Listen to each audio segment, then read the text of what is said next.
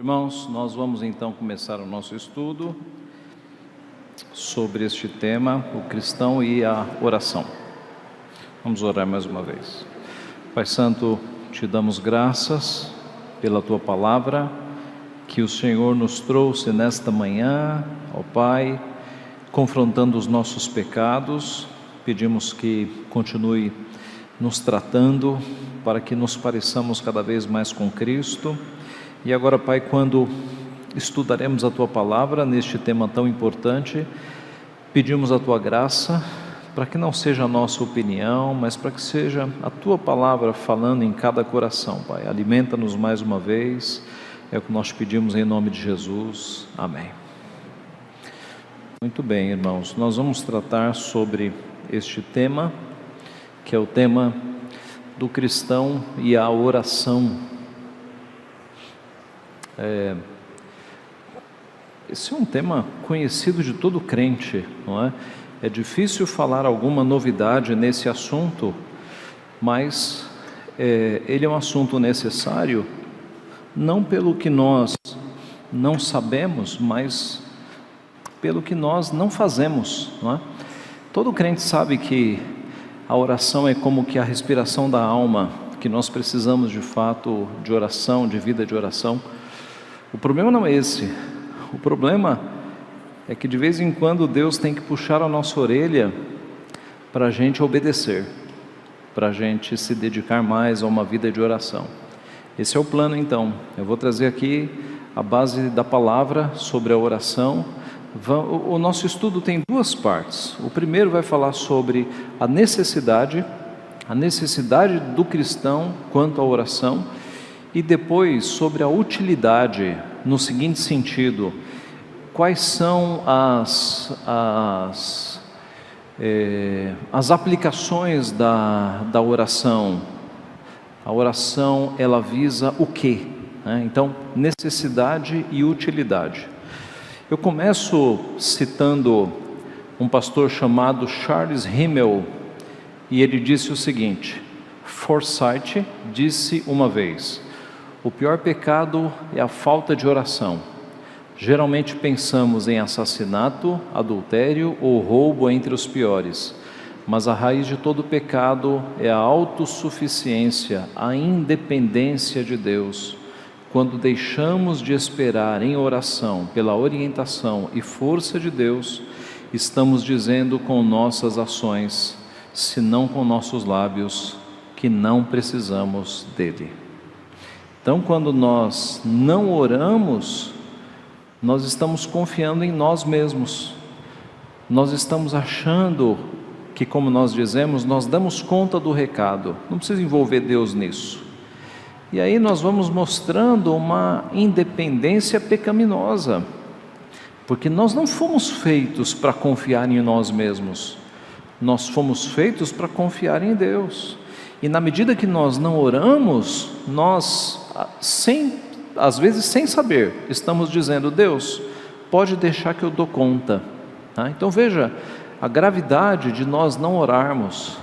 Nós estamos declarando independência, estamos achando que nós conseguimos fazer coisas sem Deus. Os textos bíblicos que apontam a necessidade da oração, e eu começo pela oração que Cristo nos deu como modelo. Nós oramos a oração que Cristo nos ensinou textualmente, literalmente, mas ela também nos é um modelo para as nossas orações. Nós já estudamos uma série sobre a oração do Senhor e as riquezas que nós temos nesta oração. Eu recordo aqui que a oração do Senhor, ela é dividida entre os pedidos que têm relação com Deus, numa esfera mais vertical, e os pedidos que têm relação conosco mesmos.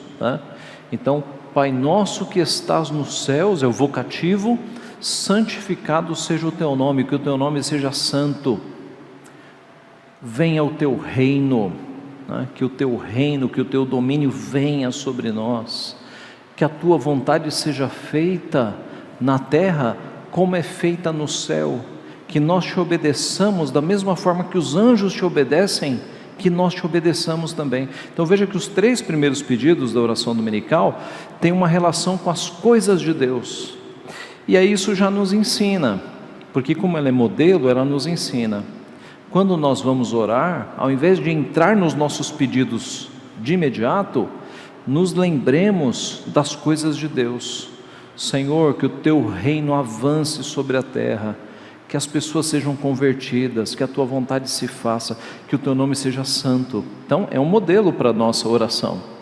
Aí na sequência vem os pedidos da nossa vida. O pão nosso de cada dia nos dá hoje. Pão nosso é significativo para as nossas necessidades básicas, né? E nós pedimos todos os dias. Não é assim, Senhor, manda o suprimento de pão para um mês. Não, é o pão nosso de cada dia, para que a cada dia nós reconheçamos a dependência de Deus.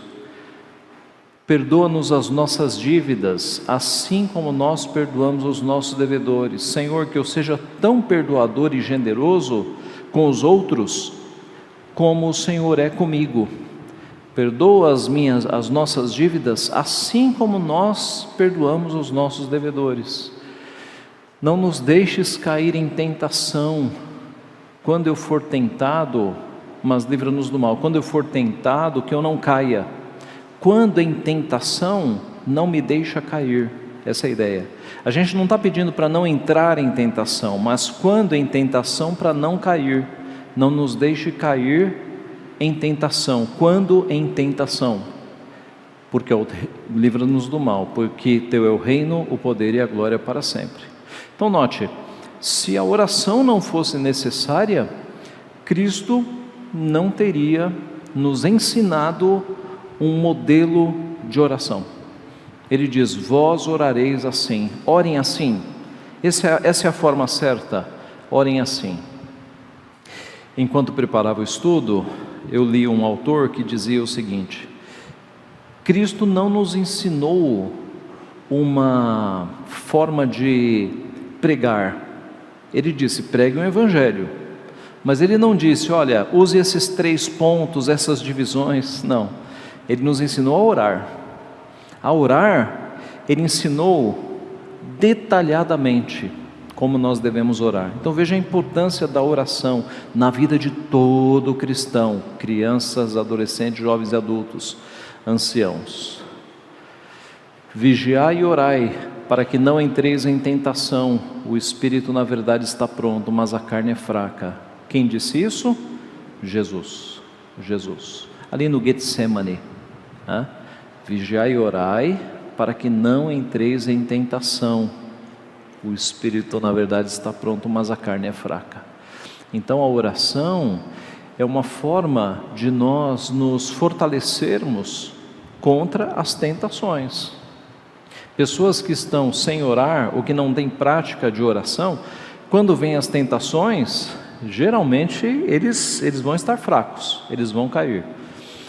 Quando você está numa vida dedicada de oração diária, as tentações virão, mas você terá mais forças, teu espírito estará mais forte. Essa é a ideia. Jesus propôs-lhes também uma parábola sobre o dever de orar sempre e nunca desfalecer. Observe, o dever de orar sempre e nunca desfalecer. Na verdade, Jesus mostrou com a sua vida. Se você lê o Evangelho, você percebe o tanto de vezes que Jesus se retirava para orar, né? Então, com a vida ele demonstrava e com o ensino ele nos exorta a fazer. Paulo aos Filipenses: não andeis ansiosos por coisa alguma, pelo contrário, sejam todas as vossas solicitações conhecidas diante de Deus, pela oração e súplica com ações de graças, e a paz de Deus, que excede todo entendimento, guardará a vossa oração e a vossa mente em Cristo Jesus. Então, não andeis ansiosos por coisa alguma, pelo contrário, todas as vossas petições ou solicitações sejam conhecidas diante de Deus pela oração. Então, como é que você combate, por exemplo, a ansiedade? Com oração. Com oração. Quanto mais você coloca diante de Deus, menos preocupação, menos ansiedade. igreja leu no passado aquele livro Abaixo a Ansiedade, do John MacArthur, que trata a ansiedade não como doença, mas como pecado, porque a ansiedade é uma preocupação excessiva nossa de coisas que nós já deveríamos ter entregue na mão de Deus. Quanto mais você se preocupa por algo, mais você mostra que você ainda não colocou este algo nas mãos de Deus e descansou. Se você confia no poder de Deus, você coloca na mão dele e fala: Senhor, está nas tuas mãos, eu não vou mais me preocupar. Então, o remédio contra a ansiedade é oração. Ore mais e essa ansiedade vai embora. Não andeis ansiosos por coisa alguma. Sejam todas as vossas solicitações conhecidas diante de Deus pela oração. E o que acontecerá? A paz de Deus. A paz de Deus guardará o vosso coração. Alguns de vocês já tiveram experiência disso, de estarem muito preocupados, orarem e Deus dar paz. O versículo, é o cumprimento do versículo. Isso acontece, isso é fato, é real. Coloque em prática. Perseverai na oração, vigiando com ações de graças. Paulo dizendo: sejam perseverantes na oração. Não é para orar de vez em quando, sejam perseverantes. E veja, meus irmãos, a oração ela pode ser feita no ônibus, no táxi, no Uber, no metrô, no teu trabalho. Você não precisa fechar os olhos e ajoelhar. Você pode orar com olhos abertos por vezes. É claro, por que a gente fecha os olhos? Para se concentrar mais. Agora, há momentos no nosso dia, indo para o trabalho, voltando do trabalho, que a gente está com a mente em Deus, pedindo, orando em comunhão com Deus. Lembra-se da história de Neemias, né? Quando o rei achou que ele estava triste, perguntou para ele, e aí diz lá: então eu orei no meu coração. Neemias não saiu para um quarto reservado, ele orou ali de olhos abertos, ele pediu ajuda para Deus e Deus o ajudou, né? Então nós perseveramos na oração, orai sem cessar. Eu me lembro quando eu era criança, primeira vez que eu vi uma plaquinha numa igreja, tinha uma plaquinha lá escrito: orai sem cessar. Aí eu perguntei para minha mãe: o que é cessar? Ela falou: é parar, orai sem parar. E aí eu, como criança, e criança não imagina muitas coisas, né, difíceis, eu falei para minha mãe: como assim a pessoa não vai mais parar de orar? Vai ficar, eu imaginei alguém de olho fechado, né, orando. Mas o sentido é esse, é de você ter comunhão com Deus durante todo o dia, de você estar sempre com os pensamentos em Deus, em oração. Sim.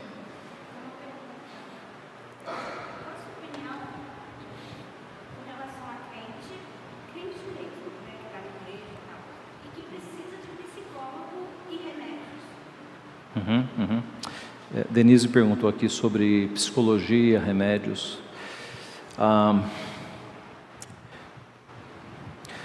Denise, depende a causa, né? Depende a causa. A psicologia tem a sua aplicação, né, em algumas áreas, por exemplo, em departamentos de RH para contratação de funcionários. A psicologia é boa para identificar algumas questões. Agora, eu percebo como pastor que muitas coisas que os crentes vão buscar na psicologia estão acessíveis na palavra, percebe? Então, o crente, antes de ir para a psicologia, ele vai para Cristo, ele vai para a palavra. Eu dei o exemplo da ansiedade, né? Então você está se achando uma pessoa muito ansiosa. Antes de ir para o médico, vá para a oração, porque a Bíblia fala sobre como vencer a ansiedade na oração, na palavra. Muitas das depressões, talvez a maioria, tem causas em pecados, em questões emocionais, em pecados que viraram questões emocionais. Muitas das tristezas que por vezes a pessoa até acha é uma grande tristeza, mas até vai para uma depressão, pode ser resolvida pela palavra. Então, De fato, alguns crentes muito rápido vão para a psicologia, quando deveriam ir para a palavra, porque a palavra tem tratamento, em muitos casos, né? Então, a psicologia é uma das ciências, né, que tem o seu valor aí no campo científico, mas eu entendo que muitas das coisas que os crentes estão indo buscar lá, já estão disponíveis na palavra, de modo acessível, gratuito, tá? E eu dei esses exemplos, né? Então, eu creio que é isso, tá? Então, veja, eu acho que ficou claro, né, irmãos? Ficou claro, né? Tem o seu valor, o seu local, mas a maioria dos problemas, questões relacionadas a pecados da palavra, nós buscamos na palavra. A cura está na palavra, tá? Muito bem. Orai sem cessar. Aqui Paulo escrevendo a Timóteo: finalmente, irmãos, orai por nós, para que a palavra do Senhor se propague e seja glorificada, como também está acontecendo entre vós. Note, Paulo estava pregando o evangelho. Paulo era um trabalhador, né? Um incansável na proclamação do evangelho, mas ele dependia de Deus. Ele pede oração, para mostrar que todos nós dependemos de Deus, sem Deus nós não somos nada, e ele pede oração. Orai por nós, pois estamos persuadidos de termos boa consciência, desejando em todas as coisas viver condignamente. O escritor aos Hebreus. Tiago: confessai, pois, os vossos pecados uns aos outros, e orai uns pelos outros, para serdes curados. Muito pode por sua eficácia a súplica do justo. Então, confessar os pecados uns aos outros, o que é isso? Não é confessar o pecado ao padre, né? Uns aos outros aqui, está falando da família da fé. Nós temos que ter relacionamentos entre nós com abertura, para eu te contar o que eu estou passando, as coisas erradas que eu fiz, e você orar por mim, entendeu? Uns aos outros, é a família da fé. Confessai os pecados uns aos outros, orai uns pelos outros, para serdes curados. Essa é a ideia de comunhão entre os membros da família, uns pelos outros. Muito pode por sua eficácia a súplica do justo. E na sequência ele vai falar de Elias, né, que orou e o sol parou. Então, muito pode por sua eficácia a súplica do justo. Uma citação aqui de Martin Lloyd Jones. Só um minutinho, para eu ser preciso aqui nas minhas falas.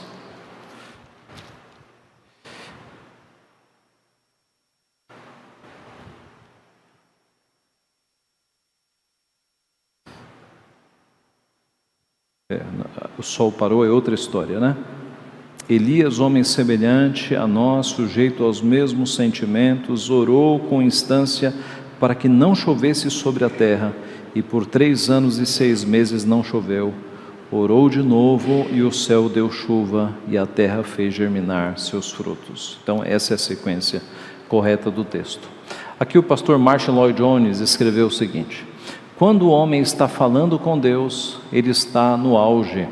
É a atividade mais elevada da alma humana e, portanto, é, ao mesmo tempo, o teste final da verdadeira condição espiritual de um homem.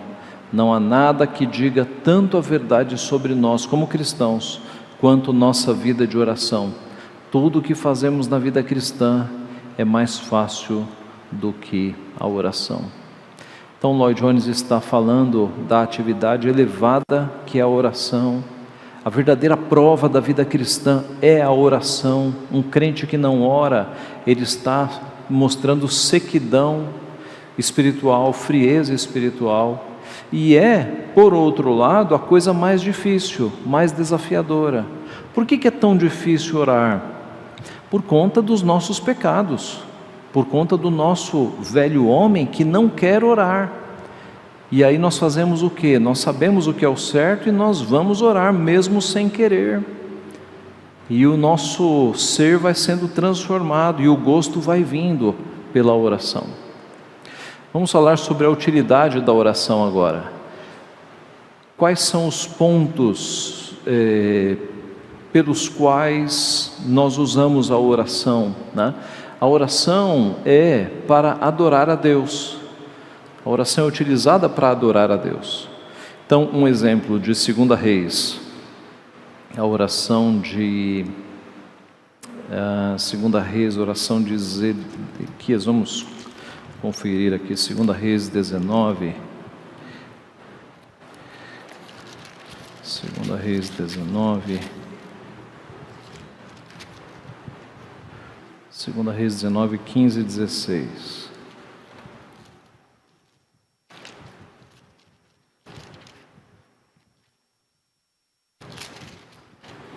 Isso, Ezequias, oração de Ezequias. Orou perante o Senhor, dizendo: Ó Senhor, Deus de Israel, que estás entronizado acima dos querubins, Tu somente és o Deus de todos os reinos da terra. Tu fizeste os céus e a terra. Inclina ao Senhor o ouvido e ouve. Abre, Senhor, os olhos e vê. Ouve todas as palavras de Senaqueribe, as quais ele enviou para afrontar o Deus vivo. Ezequias vai fazer o pedido, mas observe como ele começa adorando: Ó Senhor, Deus de Israel, que estás entronizado acima dos querubins, Tu somente és o Deus de todos os reinos da terra. Então, como é que nós adoramos a Deus? Nós adoramos a Deus cantando, né? Nós temos hinos e cânticos e salmos de adoração a Deus. Oramos lendo trechos da Escritura de adoração a Deus. Adoramos e adoramos orando também. A nossa oração, ela tem que ter adoração. No nosso culto, a primeira oração que a igreja faz é uma oração de adoração, adorando a Deus, né? Em toda a oração. Então, a oração serve para adorar a Deus. Observe a oração de Ana, registrada em 1 Samuel 2. Então orou Ana e disse: O meu coração se regozija no Senhor, a minha força está exaltada no Senhor. A minha boca se ri dos meus inimigos, porquanto me alegro na tua salvação. Não há santo como o Senhor, porque não há outro além de ti, e rocha não há nenhuma como nosso Deus. Não multipliqueis palavras de orgulho, nem saiam coisas arrogantes da vossa boca, porque o Senhor é o Deus da sabedoria e pesa todos os feitos na balança. O arco dos fortes é quebrado, porém os débeis cingidos de força. Os que antes eram fartos hoje se alugam por pão, mas os que andavam famintos não sofrem mais fome. Até a estéril tem 7 filhas, e a que tinha muitos filhos perde o vigor. O Senhor é o que tira a vida e a dá, faz descer a sepultura e faz subir. O Senhor empobrece e enriquece, abaixa e também exalta, levanta o pobre do pó e desde um monturo exalta o necessitado, para o fazer assentar entre os príncipes, para o fazer herdar o trono de glória. Porque do Senhor são as colunas da terra, e assentou sobre elas o mundo. Ele guarda os pés dos seus santos, porém os perversos emudecem nas trevas da morte. Porque o homem não prevalece pela força, os que contendem com o Senhor são quebrantados. Dos céus troveja contra eles, o Senhor julga as extremidades da terra, dá força ao seu rei e exalta o poder do seu ungido. Veja, Ana fez essa oração grande de adoração a Deus. E Maria, quando vai fazer o seu cântico, né, sabendo que está esperando Jesus, ela usa a oração de Ana como parte do seu cântico. Então, oração é para adoração. Oração é para gratidão. Nós agradecemos a Deus quando nós oramos, né? As nossas orações têm que ter um momento de gratidão a Deus pelo que Ele já fez. Alguns exemplos. 1 Crônicas 29. Pelo que Davi louvou ao Senhor perante a congregação toda e disse, : Bendito és tu, Senhor, Deus de Israel, nosso Pai, de eternidade em eternidade. Aqui é a adoração. Teu, Senhor, é o poder, a grandeza, a honra, a vitória, a majestade, porque teu é tudo quanto há nos céus e na terra. Teu, Senhor, é o reino, e tu te exaltaste por chefe sobre todos. Adoração ainda. Riquezas e glórias vêm de ti, tu dominas sobre tudo, na tua mão há força e poder. contigo está o engrandecer e a tudo dar força, adoração. Agora, pois, ao nosso Deus, graças te damos e louvamos o teu glorioso nome. Aqui está a gratidão. Davi adora e, Senhor, graças nós te damos e louvamos o teu nome. Então, oração é para gratidão. Outro exemplo, Daniel, pois, quando soube que a escritura estava assinada, entrou em sua casa e em cima, no seu quarto, onde havia janelas abertas do lado de Jerusalém, 3 vezes por dia se punha de joelhos e orava e dava graças diante do seu Deus, como costumava fazer. E você se lembra, né? Aqui foi logo depois que ele soube do decreto, da armadilha que foi feita para ninguém orar mais, senão no nome do rei. E quem orasse ia para a cova dos leões. E aí nós sabemos o que aconteceu. Mas quando Daniel soube, ele foi para o seu quarto, janelas abertas, né? não quis fechar janelas, como costumava fazer. Veja, como costumava fazer. Então ele tinha uma prática de oração 3 vezes por dia, né? E ele orava dando graças a Deus, mesmo em situações difíceis como esta que ele passou. Outro exemplo, agora do Novo Testamento. Aqui é Jesus, né? Ordenou ao povo que se assentasse no chão e, tomando os 7 pães, partiu-os após ter dado graças e os deu aos seus discípulos para que estes os distribuíssem, repartindo entre o povo. Então é uma prática também constante na Bíblia, o dar graças pelo alimento, né? E nós seguimos isso, né? Quando nós vamos almoçar, jantar, tomar café, nós damos graças, inclusive quando não estamos em casa, no shopping, no restaurante, abaixa a sua cabeça, agradeça pelo alimento. Então, outra utilidade da oração, ou parte da oração, é a gratidão, dar graças. Uma outra parte da oração é confessar pecados. Confessar pecados. Alguns exemplos. Enquanto Esdras orava e fazia confissão, chorando prostrado diante da casa de Deus, ajuntou-se a ele de Israel muito grande congregação de homens, de mulheres e de crianças, pois o povo chorava com grande choro. Esdras aqui fazendo confissão de pecados em nome da nação, né? Em nome do povo. Jesus nos ensinou: perdoa-nos as nossas dívidas, assim como nós temos perdoado aos nossos devedores. E 1 João 9, se confessarmos os nossos pecados, Ele é fiel e justo para nos perdoar os pecados e nos purificar de toda injustiça. Então a confissão de pecados faz parte da oração também. Na oração individual, nós confessamos os nossos pecados, dando nomes a cada um deles, né, detalhando, entre eu e Deus. Na oração de confissão de pecados na igreja, alguém se levanta e pede perdão pelos pecados de todos, né? É uma oração coletiva. A pessoa se levanta, ela está orando em nome de todos, no plural: perdoa os nossos pecados, tá? A oração é também para eu pedir pelas minhas necessidades. E o próximo tópico é pelas necessidades dos outros, tá? Então, eu peço por aquilo que eu estou precisando na oração. Isaac orou ao Senhor por sua mulher, porque ela era estéril, e o Senhor lhe ouviu as orações, e Rebeca, sua mulher, concebeu. Veja, ele está orando por sua mulher, mas é um pedido dele também, né? Porque a esposa é para que ela tenha filhos, é um pedido para ele também. Levantou-se Ana e com amargura de alma orou ao Senhor e chorou abundantemente. E ela chorava aqui porque ela queria ter filhos e ela estava estéril, então ela está pedindo por uma necessidade dela. Cristo nos ensinou: o pão nosso de cada dia nos dá hoje, né? Nós pedimos que, pelo básico, que Ele nos sustente. Paulo, escrevendo aos Filipenses: não andeis ansiosos de coisa alguma, em tudo, porém, sejam conhecidas diante de Deus as vossas petições, pela oração e pela súplica com ações de graças.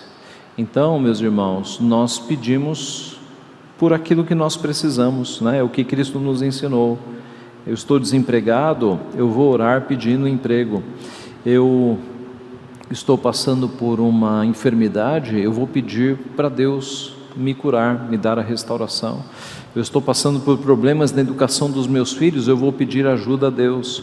Problemas no casamento, eu vou pedir ajuda a Deus, né? A oração, ela tem este aspecto de pedirmos pelas nossas necessidades. E também intercessão, pedir pelos outros, né? Pedir pelos outros. Por esta razão também nós, desde o dia em que o ouvimos, não cessamos de orar por vós e de pedir que transbordeis de pleno conhecimento da sua vontade em toda sabedoria e entendimento espiritual. Paulo dizendo aos colossenses que não cessava de orar em favor deles, né? Em favor dos colossenses. Então é próprio de crentes orar pelos outros. Uma vez um pastor contou para nós que quando ele não era crente, primeira vez que ele visitou uma igreja de crentes, uma igreja presbiteriana, ele ficou muito impressionado com uma coisa. Ele viu que a igreja orava pelas pessoas de fora da igreja, e ele achou isso, puxa, que povo bondoso, eles oram pelos outros. Veja, para nós isso é a coisa mais normal do mundo, né? Especialmente quem nasceu na igreja.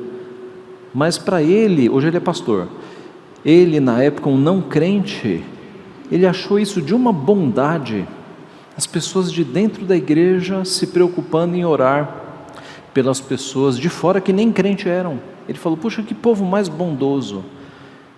Isso é muito interessante. Então, nós temos isso na Bíblia, a instrução para que nós oremos por todos, oremos pelas pessoas de fora, todos aqueles que carecem de Deus. Tiago novamente, confessai pois os vossos pecados uns aos outros, orai uns pelos outros para serdes curados.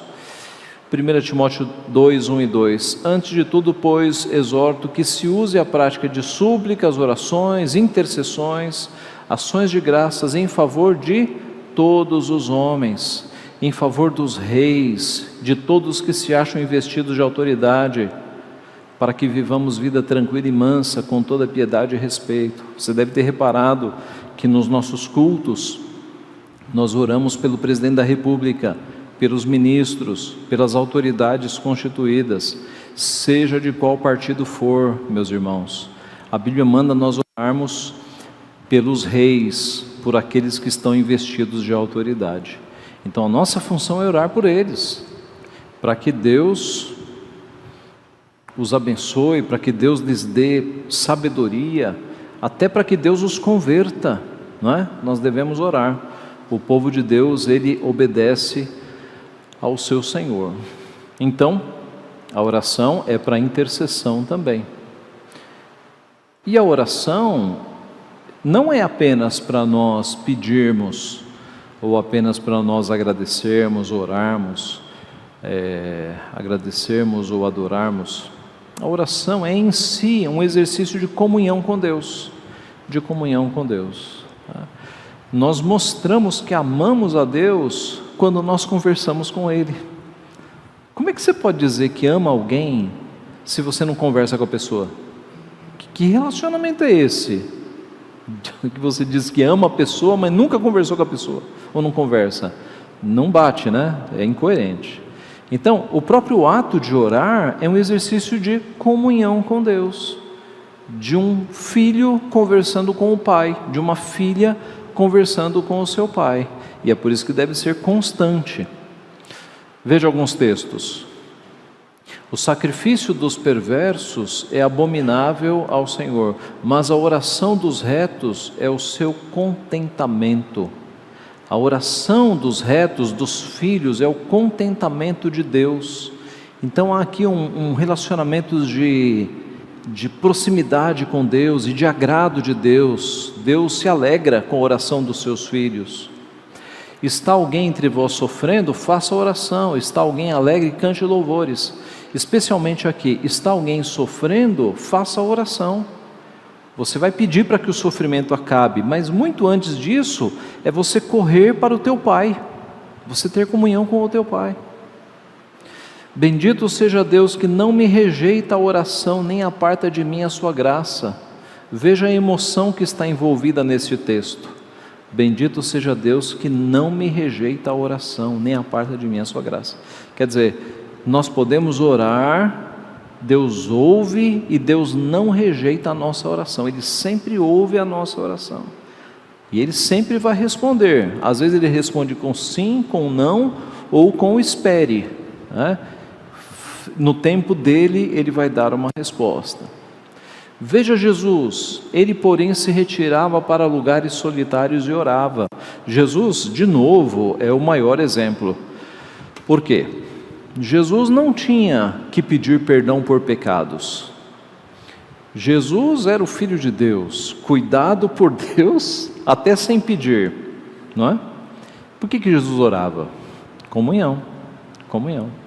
Ele orava mais do que qualquer exemplo bíblico. Jesus orava mais.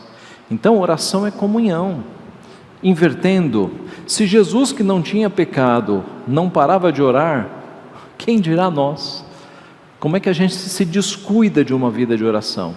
A gente tem que orar. Sim, espera.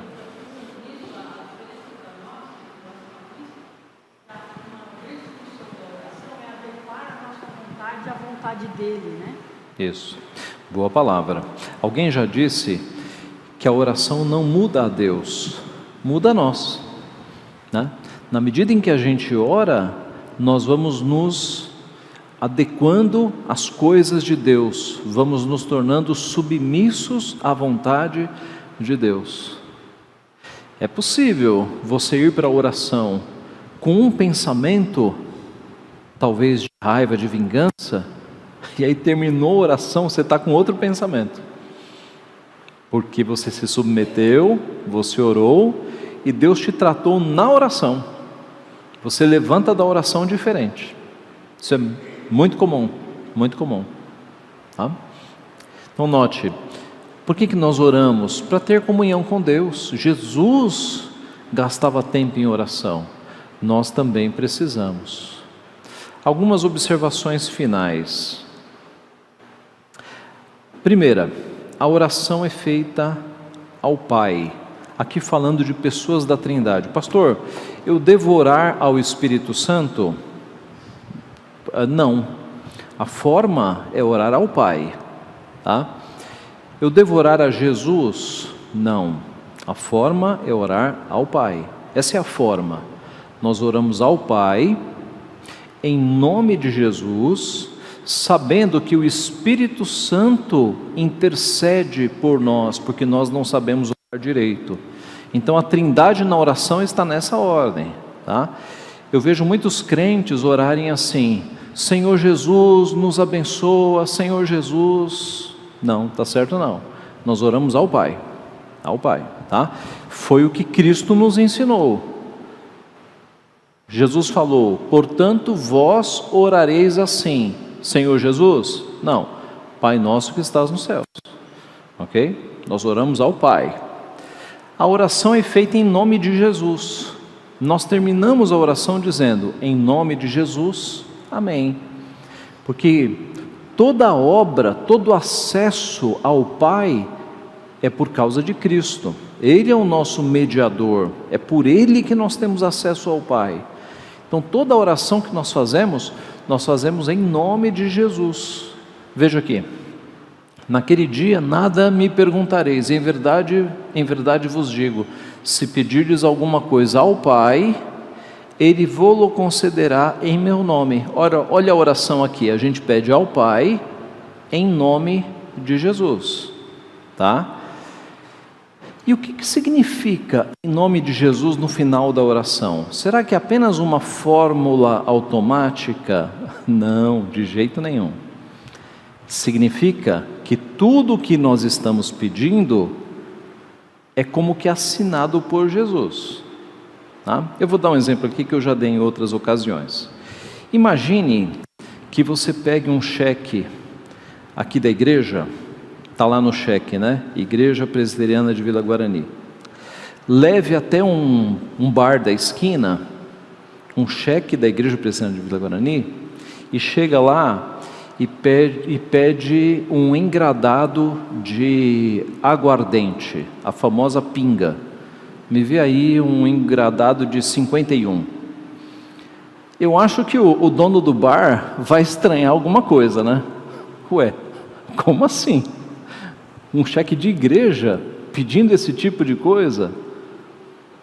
Então note, o que é que nós pedimos nas nossas orações? É algo que vai ser assinado por Jesus. Em nome de Jesus eu estou orando. Então eu não posso pedir, Senhor, mata aquela pessoa em nome de Jesus. Não pode. Senhor, faz com que aquela pessoa fique doente em nome de Jesus. Não pode. Jesus não assinaria esta oração, tá? Lembra de Tiago? Pedi e não recebeis, porque pedis mal, para esbanjardes em vossos próprios prazeres. Às vezes a gente está pedindo coisas para os nossos próprios prazeres e usando em nome de Jesus em vão, porque Jesus não aprovaria, tá? Então toda a nossa oração tem que estar em consonância com o final, em nome de Jesus. Jesus faria essa oração? Faria. Eu estou pedindo coisas justas, Jesus assinaria, tá? Sim, Lucas. Pastor, só uma dúvida que eu também tenho há muito tempo: como entender melhor as orações imprecatórias descritas nos Salmos? Então, nos Salmos, né, o servo de Deus, ele está orando para que Deus faça justiça e Deus derrote os seus inimigos. E nós podemos fazer essa oração assim também: Senhor, que o teu reino vença, que os teus inimigos sejam derrotados. Agora, eu não posso orar para que o meu vizinho morra, para que o meu vizinho, mesmo que ele seja um ateu, mesmo que seja um inimigo do Evangelho, né? Eu vou orar seguindo o ensinamento de Cristo, para que ele seja convertido, porque Cristo ensinou, né?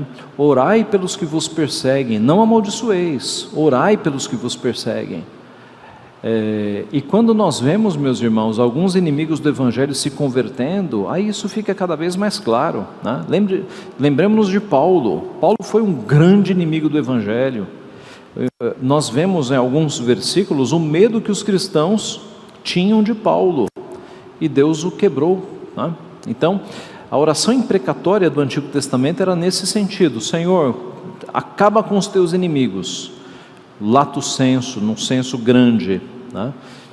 E aí Cristo nos mostra que inimigos pessoais nossos, nós oramos para que Deus os converta, os abençoe, né? Não podemos pagar mal com mal, é sempre o mal com o bem, tá?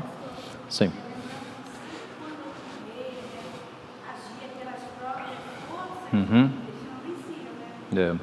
É verdade. Sim, a vingança pertence ao Senhor, né? A vingança sempre pertence ao Senhor. Então note, a oração é feita ao Pai, é feita em nome de Jesus, e a oração conta com a intercessão do Espírito Santo. Paulo aos Romanos: também o Espírito semelhantemente nos assiste em nossa fraqueza, porque não sabemos orar como convém, mas o mesmo Espírito intercede por nós sobremaneira, com gemidos inexprimíveis. Então nós contamos com a assistência do Espírito Santo nas nossas orações, né? É aí que entra a pessoa do Espírito Santo na oração. Ficou claro, meus irmãos, isso aqui, tá? Eu encerro com duas citações. A primeira de um pastor chamado Andrew Murray. A maioria dos homens e mulheres cristãos que oram a um Deus vivo sabe, a maioria, muito pouco sobre a verdadeira oração que prevalece. No entanto, a oração é a chave que abre a porta da casa do tesouro de Deus. Não é demais dizer que todo o crescimento real na vida espiritual, toda vitória sobre a tentação, toda confiança e paz na presença de dificuldades e perigos, todo repouso de espírito em tempos de grande decepção ou perda, toda comunhão habitual com Deus depende da prática da oração secreta. Então, meus irmãos, para vencer tentações, para passar por períodos difíceis da vida, por tristezas, por ansiedades, por angústias, né? Sofrimentos teus e sofrimentos dos teus queridos. Oração, é a oração. É a oração que nos fortalece. Eu costumo dizer o seguinte, falando de oração na Reforma Protestante. A Reforma Protestante foi um evento de Deus que mudou o rumo do mundo, né?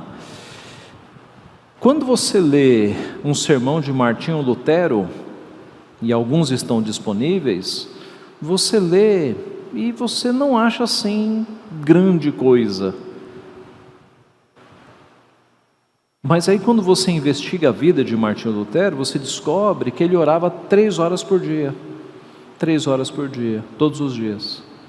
Há um diálogo de Lutero com Melanchthon, que ele fala assim: Melanchthon, amanhã o meu dia está tão difícil que eu vou acordar mais cedo para orar 1 hora a mais, porque o meu dia está muito difícil. Era um homem de oração. Calvino, João Calvino, que escreveu o clássico da Reforma, As Institutas da Religião Cristã, se você pegar os capítulos, ele escreveu mais sobre oração do que sobre predestinação. Pode contar, mais sobre oração, tá? Os reformadores eram homens de oração, de oração. Eles eram eruditos, eles conheciam a palavra, conheciam muito, mas a oração caminhava junto. O movimento da reforma foi um movimento de oração, de homens que oravam.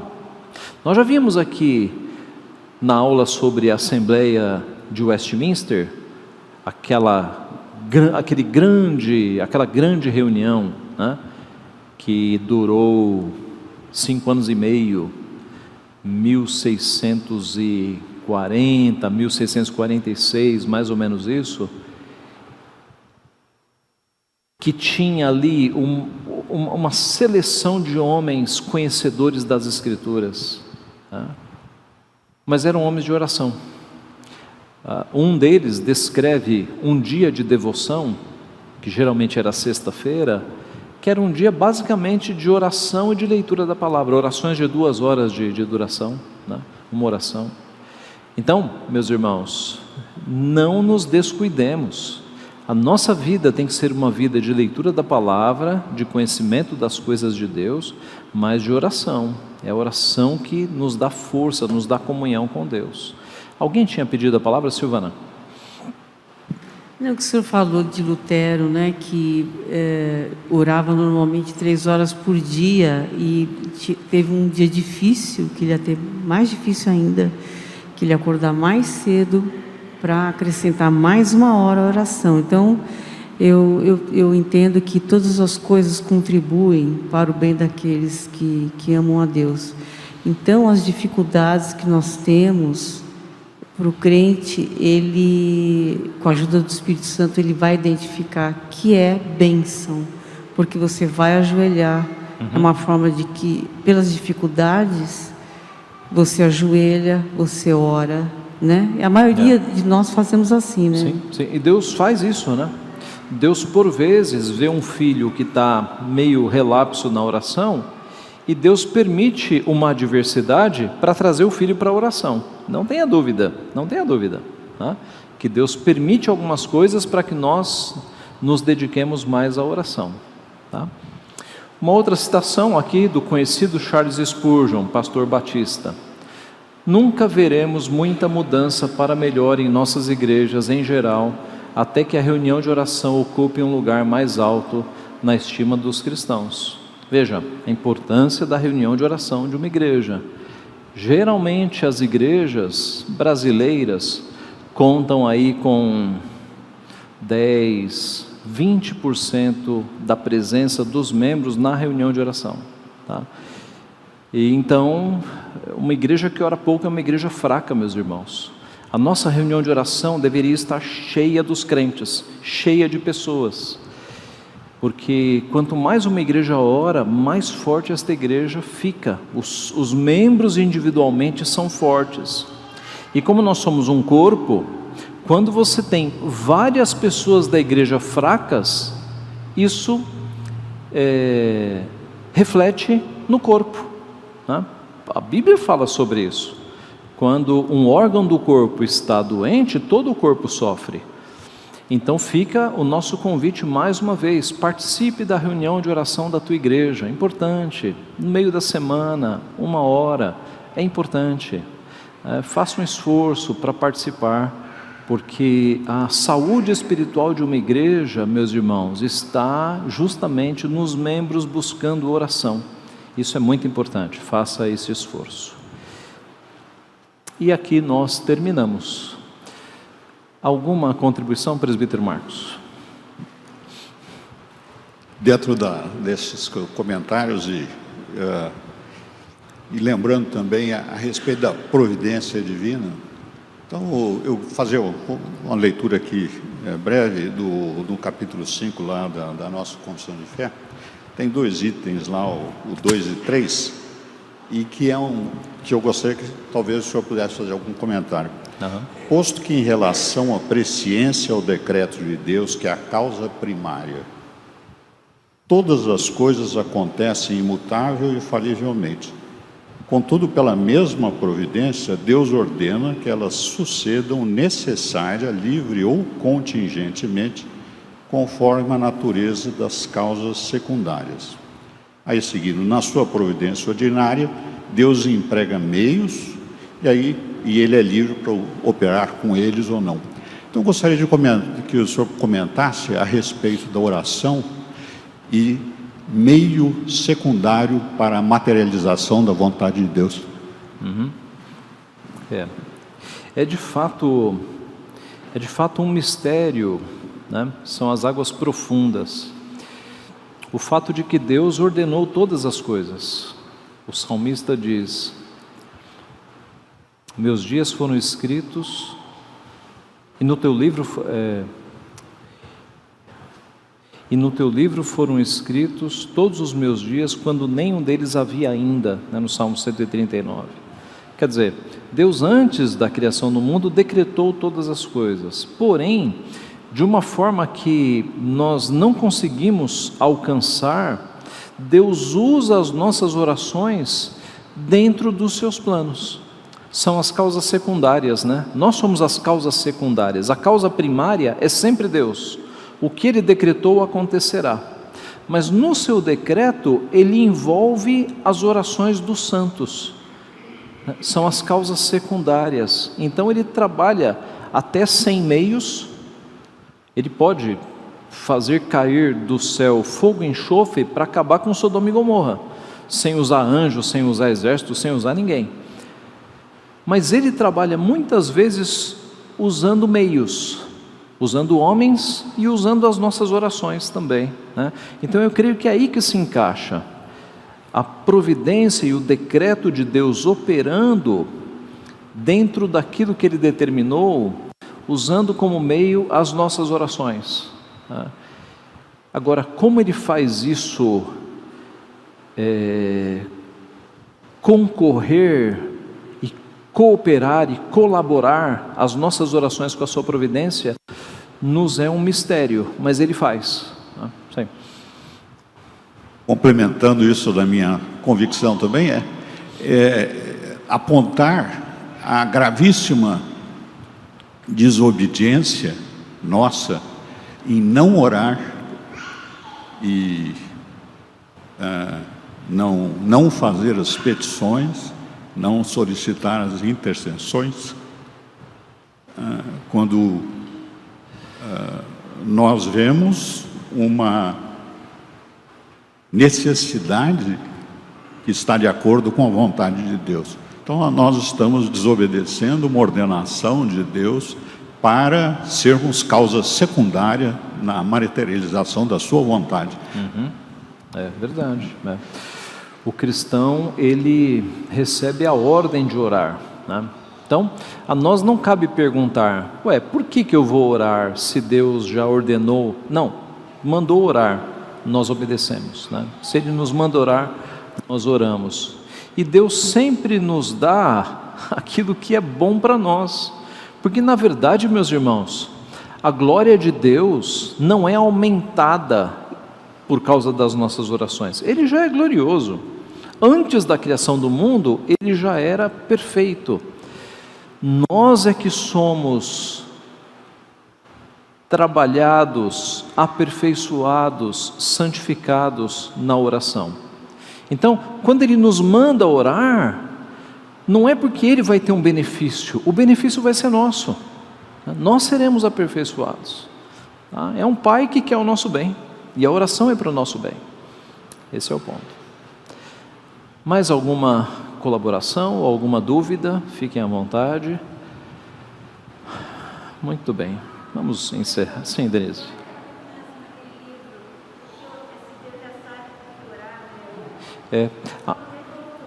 Há um livro assim, Se Deus Já Sabe Por Que Orar. Eu desconfio que o autor Kelly, o sobrenome dele, mas é da nossa editora, Se Deus Já Sabe Por Que Orar. É um bom livro, de fato. Muito bem, vamos encerrar. Pai Santo, nós te somos gratos pela recordação que nós tivemos da Tua Palavra, quanto à necessidade, Pai, de termos comunhão contigo por meio da oração, Pai. Nós já sabemos a importância da oração, o quanto nós devemos te obedecer, mas nós pedimos perdão, Pai, pela nossa falha, pela nossa negligência muitas vezes, e pedimos que nos ajude, nos dê a consciência cada vez mais nítida de que nós precisamos orar, ó Pai, de que nós precisamos orar para que nós estejamos com o espírito fortalecido, para passar pelas tentações, pelas lutas desta vida, pelos momentos difíceis, para ter comunhão contigo, para adorar o Teu nome, para expressar a nossa gratidão, para pedir pelo que nós precisamos, para interceder por aqueles que precisam. Ó Pai, abençoa-nos e ajuda-nos a perceber a necessidade que nós temos de manter comunhão contigo cada vez mais constante por meio de uma vida de oração, Pai. Abençoa o Teu povo, fortalece a Tua igreja, ó Pai, abençoa a reunião de oração da nossa igreja para que ela cresça cada vez mais, que o Teu povo esteja ali feliz e alegre em estar buscando ao Senhor em oração. Abençoa cada família, abençoa as nossas necessidades individuais, o Senhor conhece-as todas. Fica conosco neste dia consagrado a Ti, é o que nós pedimos e agradecemos, em nome de Jesus. Amém.